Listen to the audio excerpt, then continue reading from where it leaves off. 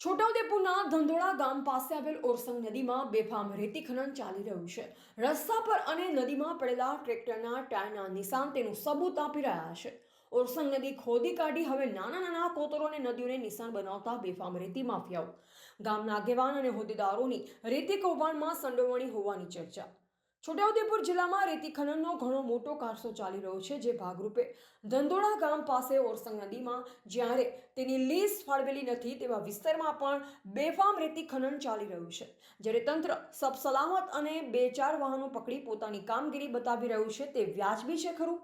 પ્રજામાં અનેકો સવાલ ઉઠી રહ્યા છે.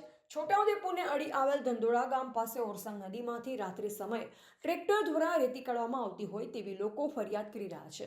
હાલમાં 2 નંબરમાં ખનન પ્રવૃત્તિ જોરોશોરોથી ચાલી રહી છે, જે અંગે પ્રજામાં વહીવટીતંત્ર સામે અનેકો સવાલ ઊભા થઈ રહ્યા છે.